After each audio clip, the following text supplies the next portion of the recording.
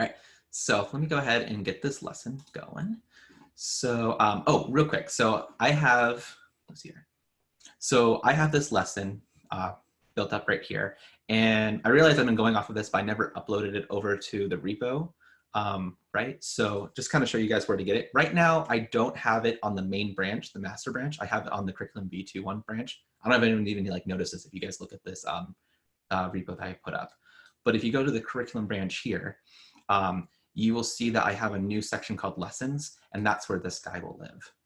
So this will eventually be merged onto the master. I haven't done that yet, just because I've been wanting to make a few changes in the statistics ordering in like in the repo. So just kind of know. But I'm going to send you guys on the link right now, so you guys don't have to like try to find it.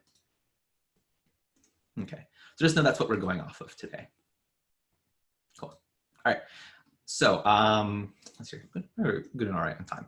So last time we talked about, way before we talked about confidence intervals, went into hypothesis testing, experiment design, right? We talked about what makes a good experiment, talking about hypothesis introduction. So just open up this notebook real quick. And so we're going to go through some more details about this. And I kind of went through this relatively quickly, if you remember, because I was like, oh, running out of time, but I think it'll be useful. And we talked about the null hypothesis versus the alternative hypothesis. Remember, the null hypothesis is assuming basically like there is no difference, like null meaning nothing. There's no new thing. The alternative hypothesis is kind of like the thing that you're usually like thinking about. Like, for example, the classic is like talking about a medical drug.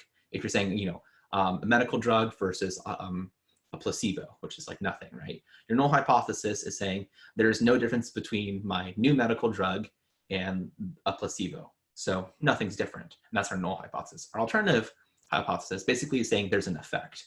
And there's basically three ways you can claim the alternative hypothesis. So let's say basically in like, I don't know, like non-statistical terms, non-mathematical terms, I can say, oh, okay, a null hypothesis is that the placebo and the new drug has no difference. I'll say this in new drug, since I've been saying this. So new drug has no difference.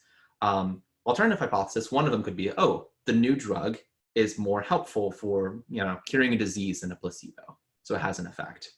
The other alternative hypothesis, oh, it's actually doing worse. It's harming, it like, I don't know, makes people more sick than the placebo. Okay, that's a possible thing to test for too. And then the third part is saying there is a difference between a placebo and the new drug. And that could mean, that difference could just mean that, oh, it helps or it can hurt, okay? So this is where you have to kind of decide, like people say, like, what alternative hypothesis should I create? It depends what you're trying to look for, and also what assumptions you're okay as taking in. So if you know already, or you only care about saying, does this drug actually help cure people, right? Then you would look at like something like closer to this right tail test, like mu greater than value. So this could be something like, you know, like number of patients cured or something like that. It could be a lot of different things, but the point is that you look at one tail versus two tail. However, in general, two tail tests are usually more preferred because they don't assume something to begin with. Basically, the data are allowed to tell the story versus you making an assumption on the data.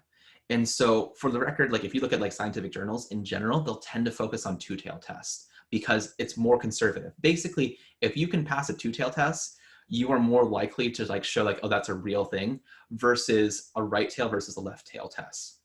And the reason why is because basically if you put an assumption already, you kind of make it more significant, and you can actually see this in the p-values themselves. Basically, to get the same p-value, you don't need as much of a significance because you already put an assumption on there. So in general, two-tail tests are usually considered more conservative and probably better practice, but you will see people use, you know, a one-tail test, which are one of these two, because you already know and you have an assumption on this, and that's what you care about. And to be honest, with data scientists, we're not necessarily publishing in a paper or something like that. We might just say, hey, we need a result so we can proceed forward. If you fail to reject the null hypothesis, right? If you fail to reject the null hypothesis, meaning that it wasn't significant enough, then what would happen is like, okay, like you would create a new experiment, which honestly, in a lot of cases, you're like, oh man, this is gonna take some time and everything like that. So sometimes people try to take shortcuts, which is what leads us to p-hacking, which we will talk about a little bit later today. Okay, does that make sense to everyone? How difference between this right tail, left tail, one tail, and then two tail tests? Cool. All right, again, stop me if you guys have any questions. All right, p-value. So p-value, I linked over that the article. Who read the p-value with puppies or watched the video? Give me a thumbs up. All right, did you guys find that useful? Thumbs up. Yeah. Okay, cool. All right, cool. Yeah, I really like that explanation. The author, I can't remember her name, but does a really great job of explaining, like, oh, like what is a p-value and what that actually means. Sorry, I got distracted for a second. I thought it wasn't recording. So anyway, p-value, as it kind of talks about, I think it does a really great job of explaining. P-value is kind of like saying how weird your results are. And when we have a p-value, we're really comparing it to being like, how weird are we allowing the world to be before we say, hey, it's probably something else. So like, I think they give the scenario with the puppy, right? With like, had like the trash can over their head, right? And there's trash all over the place.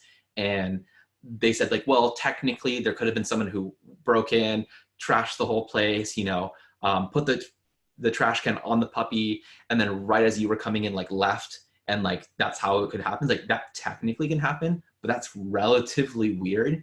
So in that case, you fail to reject, or sorry, you reject the null hypothesis that like, oh, there was some other explanation other than being like, oh, the puppy actually did this. Okay.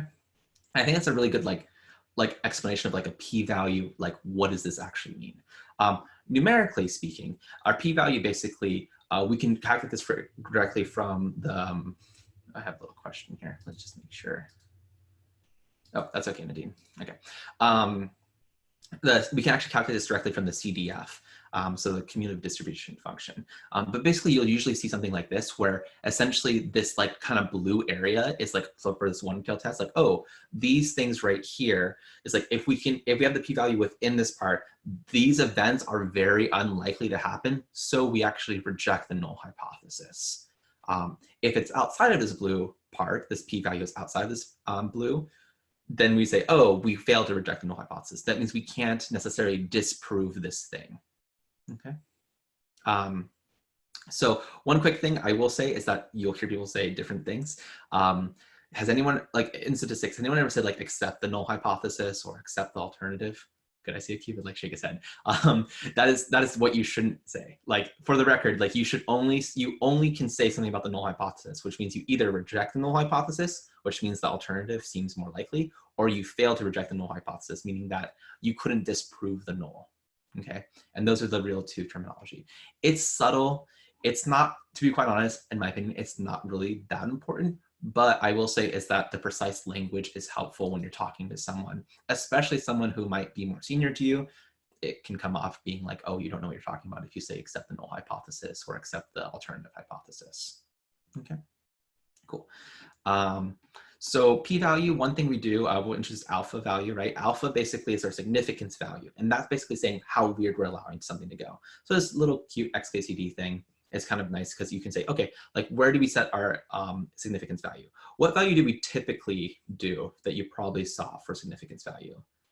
And so you keep it put 5. Or he's using 0.05, right? And that's basically 5% of the time, if you were to repeat this experiment, we would fail to reject the null hypothesis. We would have, I'm sorry, I'm messing my words up. Our alpha basically saying we're accepting 5% of the time that we would actually say something significant when it really isn't. So we would reject the null hypothesis when we really shouldn't reject it. Okay, so that's a 5%, like 0.05. But you can have something lower or higher, in general 0.05. But honestly, p-values are kind of becoming out of practice, or at least considering like what things you can do. Because for example, I showed this guy last time. If you have 5% of the time, 20 different instances, but one time it goes over, then you have that error. Okay, cool.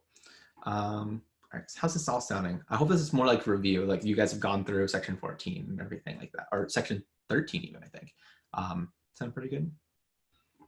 Okay, and this is where I kind of mentioned very quickly, it's a sample z-test. So I'm not gonna go over this. Basically, it's the same idea with every single test. The difference is basically how do you calculate your score right here, your like what distribution you're talking about.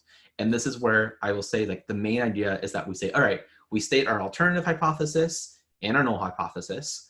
We specify what level of weirdness we care, like would say, oh, it's weird enough for us to say, oh, it's probably, you know, the alternative. That's our alpha.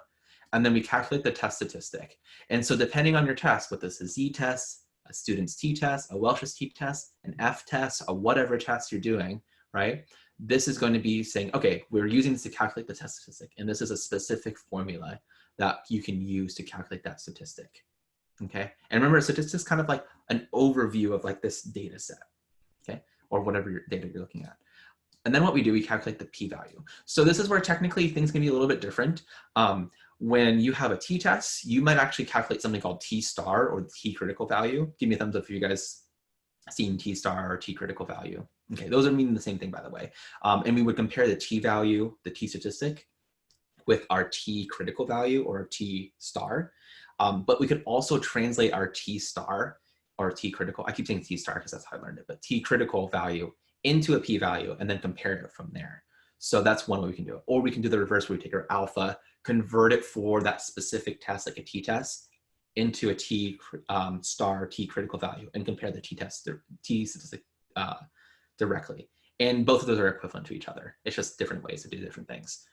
Okay, cool. Then we compare our p-value and say, hey, should we accept, you know, not accept, should we reject the null hypothesis or fail to reject? Cool. So that's literally, like, you can see like those 5 steps, that's literally all statistical tests. Like, it's kind of actually easy once you get that part. Okay, so I'm gonna move on then to our actual considerations. So one thing we can have, when we actually talk about these statistical tests and stuff, see, I'm trying to think of time. You know, I'm gonna skip over this for right now because we can come back to this considerations and stuff like this. So I'll just come back to this. So I actually want to go into statistical test, this notebook. All right. So, oh no, don't do this to me today. Sorry, this I've been having issues with my kernel this past week because why not? All right. Statistical tests. So we talked about like this kind of review, our null hypothesis, our alternative hypothesis. Remember, it's HA or H1. I've seen both ways. No one really cares what specifically, the way you notate it. People know what you're talking about. A quick warning is that these hypotheses only care if the effect is significant, not how strong the effect is. Okay, so that's an important part that we'll come back to with effect size.